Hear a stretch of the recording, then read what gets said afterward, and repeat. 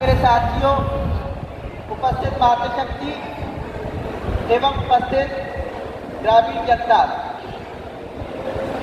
इस मंच के माध्यम से मैं आपका हार्दिक स्वागत और अभिनंदन करता हूं। मैं बेसिक शिक्षा विभाग में ART के पद पर हूं और आपको बेसिक शिक्षा विभाग में जो योजनाएं संचालित हैं उसके बारे में थोड़ी सी जानकारी देना चाहूँगा। देखिए, आजकल के समय पर शिक्षा बहुत महंगी हो गई है। प्राइवेट स्कूलों में शिक्षा बहुत महंगी है। इस समय गवर्नमेंट जो सरकारी स्कूल है उनमें शिक्षा बिल्कुल निःशुल्क है। एक धारणा बनी हुई है सामान्य जनता के अंदर कि सरकारी स्कूलों में पढ़ाई नहीं होती है। पुराने समय की धारणाएं बनी हुई है, जबकि वो धारणाएं वर्तमान सरकार ने इतने कार्य किए हैं कि वो धारणाएं बिल्कुल बदल गई है। एक बार आप अपने गांव के स्कूल में या गांव के आसपास के स्कूल में सर्च करेंगे, एक बार जाएंगे देखेंगे तो आप पाएंगे कि उसमें इतनी अच्छी व्यवस्थाएं हो गई है जो प्राइवेट स्कूलों में भी नहीं है, और सारी व्यवस्थाएं बिल्कुल निःशुल्क है। जैसे ऑपरेशन कायाकल्प पिछले 5 सालों से चल रहा है। ऑपरेशन कायाकल्प के अंदर स्कूलों में सारी व्यवस्थाएं कर दी गई है। पहले स्कूलों में अभाव की स्थिति थी, अब स्थिति बहुत सुधार हुआ है। जैसे स्कूलों में जाएंगे तो स्कूलों में टाइलीकरण हुआ है, क्लासरूम में टाइलीकरण हो चुका है, लैट्रिन बाथरूम में टाइलीकरण हो चुका है। हर स्कूल में लड़कियों के लिए शौचालय, लड़कों के लिए शौचालय, टॉयलेट बिल्कुल अलग अलग बने हुए हैं। सब में टंकी रखी हुई है, हैंड वॉश यूनिट बनी हुई है जिसमें कि बच्चों के हाथ धोने की व्यवस्था है। इसके अलावा ज़्यादातर स्कूलों में आप देखेंगे स्मार्ट टीवी लगे हुए हैं। कुछ स्कूलों में अभी स्मार्ट टीवी की व्यवस्था नहीं हुई है, लेकिन वो धीरे धीरे उसकी भी व्यवस्था हो जाएगी। जहाँ तक स्कूलों में वाईफाई भी लग गए हैं कुछ स्कूलों में, और जिन स्कूलों में नहीं लगे वहाँ पर भी इसकी प्रक्रिया संचालित हो रही है। इसी प्रकार से जो बच्चे दाखिला लेते हैं उनसे कोई फीस नहीं ली जाती, 1 रुपया का भी खर्चा नहीं है। इसके अलावा बच्चों के लिए निःशुल्क ड्रेस की व्यवस्था है, स्वेटर, जूते, मोजे और कॉपियों के लिए पहले क्या होता था, ऊपर से जूते आते थे, फिर वो बढ़ते थे, ड्रेस आती थी, वो बढ़ती थी। वो व्यवस्था खत्म करके DBT के माध्यम से माँ बाप के खाते में 1200 रुपये प्रति वर्ष हर बच्चे के लिए भेजे जाते हैं, जिससे कि वो स्वयं ही अपने बच्चों के लिए ड्रेस की व्यवस्था कर सके, बैग, मोजे, स्वेटर आदि की व्यवस्था कर सके। पहले ये व्यवस्था थी कि ऊपर से ठेकेदार चयन किया जाता था, फर्म वहाँ से भेजती थी, तो उसमें क्या होता था, बांटने की प्रक्रिया में बहुत परेशानी का सामना करना पड़ता था। बच्चों को जो ड्रेस वगैरह दी जाती थी उसमें कुछ ड्रेस जो होती थी वो छोटी पड़ जाती थी, उनकी अदला बदली करी जाती थी, बहुत समस्या। लेकिन वो सारी समस्या का इस गवर्नमेंट ने निदान कर दिया है। DBT के माध्यम से सब बच्चों के माँ बाप के खाते में 1200 रुपये भेजे जाते हैं।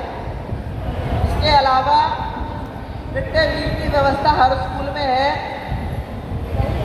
कुछ बच्चों के घर में पहले जैसे खाना नहीं बन पाता सवेरे, गरीबी की व्यवस्था है या फिर और किसी वजह से दिक्कत आती है, तो स्कूलों में निःशुल्क भोजन की व्यवस्था है हर स्कूल में। और उसके अंदर मेनू है, सोमवार के दिन सब्जी और रोटी बनेगी, मंगल के दिन दाल चावल बनेंगे, बुध के दिन तहारी बनेगी और दूध वितरित किया जाएगा। इसी तरह बृहस्पतिवार को दाल और रोटी बनेगी, शुक्रवार को तहारी बनेगी जिसमें सोयाबीन की बड़ी और मौसमी सब्जियों का प्रयोग होगा, और शनिवार के दिन दाल चावल बनेंगे। इसी प्रकार हर दिन के लिए अलग अलग व्यवस्था बना दी गई है, और सोमवार के दिन फल भी वितरित होंगे। सारी जितनी भी योजनाएं सब निःशुल्क है।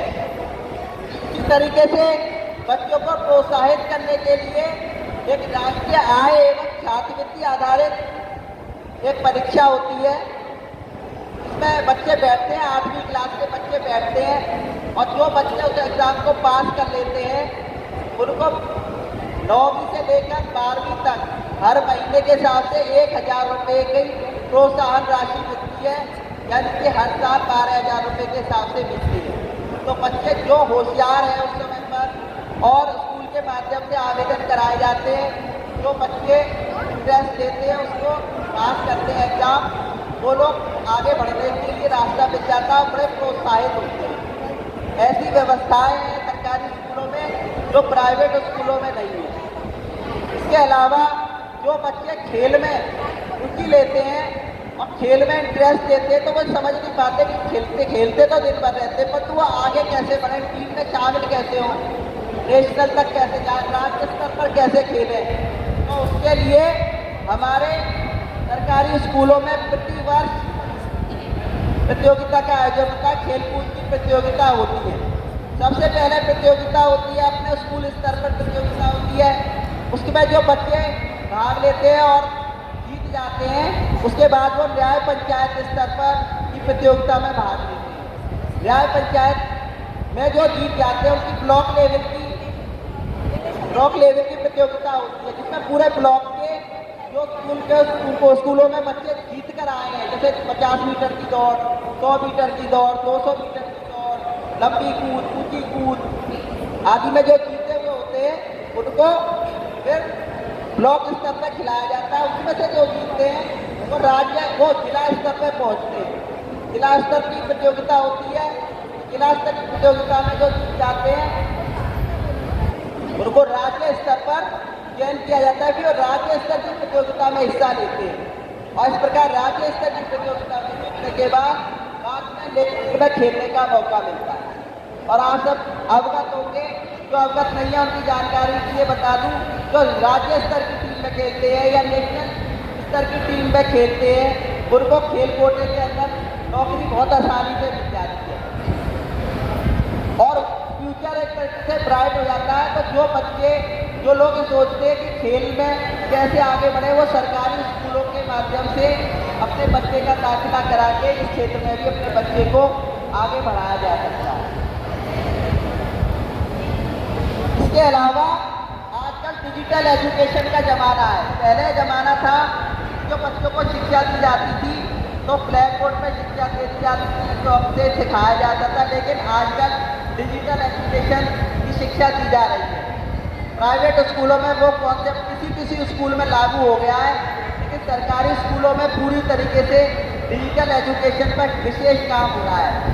इसके द्वारा दीक्षा ऐप, रीड अलॉन्ग ऐप, इस प्रकार के ऐप विकसित किए गए हैं जिसके माध्यम से बच्चा उनको सीखता है। और ये मेरा अनुभव है, मैं खुद पढ़ाता हूँ स्कूल में, तो मैंने ये देखा है कि जो इंग्लिश सीखने में बच्चों को सालों लग जाते हैं, अगर हमारे स्कूल का बच्चा 1-2 महीने के अंदर अगर माँ बाप थोड़ा सा सहयोग करें तो बच्चा 2 महीने के अंदर इंग्लिश पढ़ना सीख जाता है। रीड अलॉन्ग ऐप इस प्रकार का ऐप है, उसमें एक लड़की आती है, कार्टून की तरह बनाया गया है, वो कहानियाँ आती हैं, बच्चा उसको पढ़ता है। पहले वो हिंदी सीखने की कोशिश करता है, फिर उसके बाद जब हिंदी आ जाती है तो उसके बाद हम उसको इंग्लिश सिखाने के लिए प्रयासरत होते हैं, इंग्लिश सिखाते हैं। बच्चा बहुत जल्दी से सीखता है। अगर हम डिजिटल उपकरणों का प्रयोग करेंगे तो बच्चा बहुत तेजी से सीखेगा। इसी प्रकार से सरकार ने प्रत्येक स्कूल को 2-2 टैबलेट प्रदान किए गए हैं। और टैबलेट के माध्यम से भी बच्चों को शिक्षा देने का प्रयास किया जाता है, जिसमें इस तरीके के ऐप डिफरेंट है, जैसे दीक्षा ऐप है। दीक्षा ऐप में कहता है कोई सी भी चैप्टर है, जो किताब उठाएंगे, अब सरकारी किताब उठाएंगे तो उसमें एक QR कोड दिया होता है। तो QR कोड को जब स्कैन करेंगे तो एक टीचर आएंगे, उसमें और वो पूरे पाठ को पढ़ा देंगे। जैसे पहले होता था कि कोई चैप्टर पढ़ना चाहते हो तो हमें ट्यूशन पढ़ना पड़ेगा, कोई टीचर होगा वो हमें पढ़ाएगा। अब पूरी तरीके से डिजिटल हो चुका है और उससे दीक्षा ऐप के माध्यम से बच्चा बहुत अच्छा सीख सकता है। जो माँ बाप सक्रिय है, जो बच्चे सक्रिय हैं, वो इन चीज़ों की सुविधाओं का फ़ायदा उठा सकते हैं।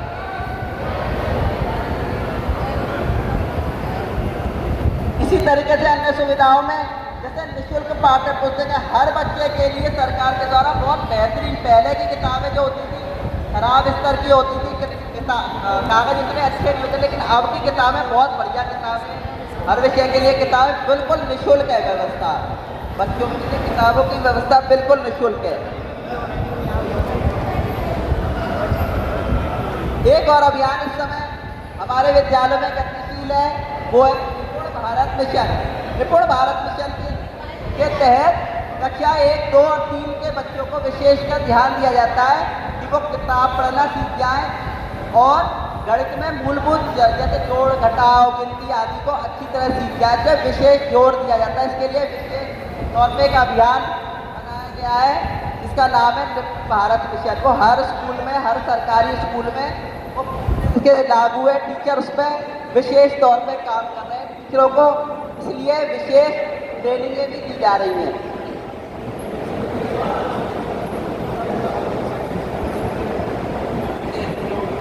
और एक और नई व्यवस्था भी सरकार ने लागू की है टीचर्स के लिए, और जो हमारे मिड डे मील बनता है ना, रसोइयाँ जिनमें काम करती हैं, उनके लिए कैशलेस सुविधा की व्यवस्था अभी लागू की गई है। उसमें उनके परिवार को और उनको शामिल किया गया है। 5 लाख रुपए तक कैशलेस सुविधा उनको दी जा रही है।